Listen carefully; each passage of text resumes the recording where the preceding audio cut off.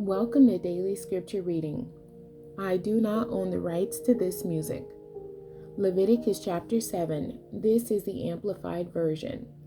The priest's part in the offerings. This is the law of the guilt offering. It is most holy. In the place where they kill the burnt offering, they are to kill the guilt offering, and he shall sprinkle its blood around on the altar. Then he shall offer all its fat, the fat tail, and the fat that covers the entrails, and the 2 kidneys with the fat that is on them at the loins, and the lobe of the liver, which he shall remove with the kidneys.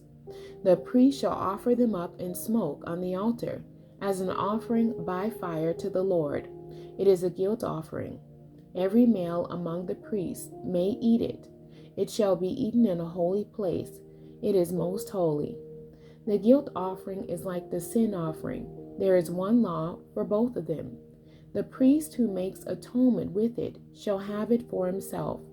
The priest who presents any man's burnt offering shall have for himself the hide of the burnt offering which he has presented.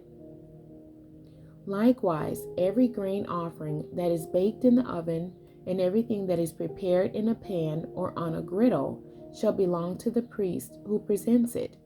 Every grain offering mixed with olive oil or dry, all the sons of Aaron may have one as well as another. Now this is the law of the sacrifice of peace offerings, which shall be presented to the Lord. If one offers it as a sacrificial meat of thanksgiving, then along with the sacrifice of thanksgiving he shall offer unleavened cakes mixed with oil, and unleavened wafers spread with oil, and cakes of fine flour mixed with oil. With the sacrifice of his peace offerings for thanksgiving, he shall present his offering with cakes of leavened bread. Of this he shall present 1 cake from each offering as a contribution to the Lord. It shall belong to the priest who sprinkles the blood of the peace offerings. The meat of the sacrifice of thanksgiving presented as a peace offering shall be eaten on the day that it is offered. None of it shall be left until morning. But if the sacrifice of his offering is a vow or a free will offering, it shall be eaten on the day that he offers his sacrifice, and on the next day that which remains of it may be eaten. But what is left over from the meat of the sacrifice on the 3rd day shall be completely burned in the fire. If any of the meat of the sacrifice of his peace offerings is ever eaten on the 3rd day, then it will not be accepted, and the one who brought it will not be credited with it. It shall be an abhorred, offensive thing. The one who eats it shall bear its own guilt. The meat that comes in contact with anything that is unclean shall not be eaten. It shall be burned in the fire. As for other meat, everyone who is ceremonially clean may eat it. But the one who eats meat from the sacrifice of peace offerings, which belong to the Lord, in his uncleanness, that person shall be cut off from his people, excluding him from the atonement made for them.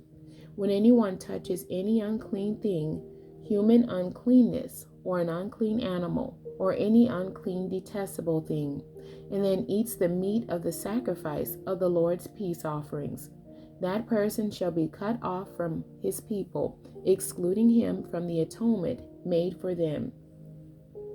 Then the Lord spoke to Moses, saying, Speak to the children of Israel, saying, You shall not eat any fat from an ox, a sheep, or a goat, the fat of an animal which dies of natural causes, and the fat of one which is torn to pieces by a predator, may be put to any other use. But under no circumstances are you to eat it.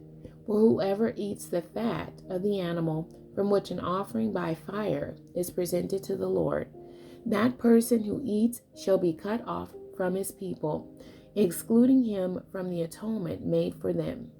Moreover, you are not to eat any blood of any kind, whether of bird or animal, in any of your dwelling places. Whoever eats any blood, that person shall be cut off from his people. Then the Lord spoke to Moses, saying, Speak to the children of Israel, saying, He who offers the sacrifice of his peace offerings to the Lord shall bring his offering to the Lord from the sacrifice of his peace offerings. With his own hands he is to bring offerings by fire to the Lord.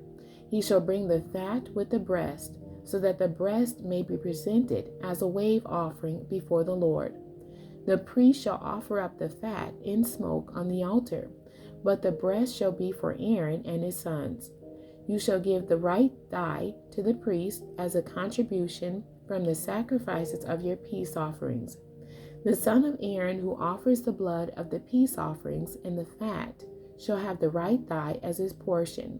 For I have taken the breast of the wave offering and the thigh of the heave offering from the Israelites, from the sacrifices of their peace offerings, and I have given them to Aaron the priest and to his sons as their perpetual portion from the Israelites.